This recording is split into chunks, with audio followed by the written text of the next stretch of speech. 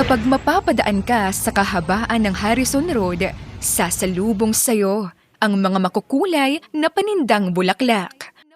Pero merong isang bulaklak na madalas itinitinda at nakasabit sa mga stalls. Animoy tahimik na nagmamasid sa lahat ng dumadaan.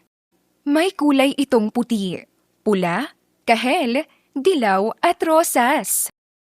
Ito ay everlasting. Sa mahigit 2 dekadang pagtatanim nito ni Aling Regine, tila buhay niya na ito kung ituring. Ang trabaho ko ay ang pagtatanim ng mga halaman ay siyang trabaho ko. Kaya nakatulong siya na paaralin ko ang mga anak ko.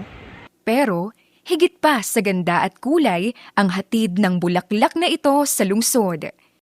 Ito raw ay sumisimbolo rin sa kanilang identidad. Bagay na punto ngayon ng isinusulong na Proposed Ordinance No. 0078-23 o an ordinance adopting everlasting as the official flora flower of the city of Baguio.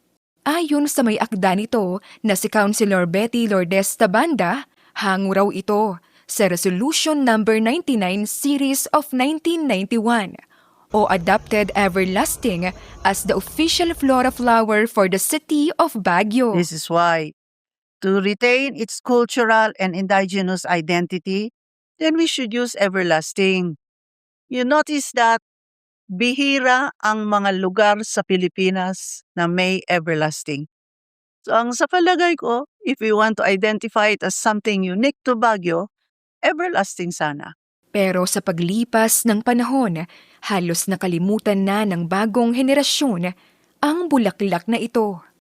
Ang dating bidang garland ng bulaklak sa tuwing graduation ay mistulang napalitan na ng mga artificial na garland. Mga turista na lamang din ang kadalasang bumibili ng mga ito. Ginagamit alternate ang sampagita flower. Pag walang sampagita flower, itong nakikita nila. Ito yung pinapalit nila bilang ginagamit na flower pang alay sa santo. Kung magkataong maipasa, layon daw itong isulong ang pagpapahalaga ng mga taga Baguio sa natural flora na matatagpuan sa lungsod. Sana it will be an identity of the city of Baguio. Like I said, I do not know of any area, any locality in the city, in the Philippines na ginagamit ang everlasting.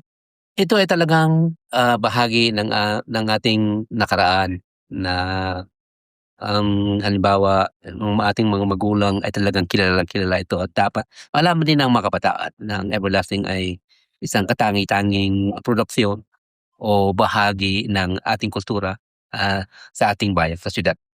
Kung magiging opisyal na halaman itong everlasting, maibabalik yung kabataan namin. Kasi itong everlasting ang original na halaman ng taga Baguio.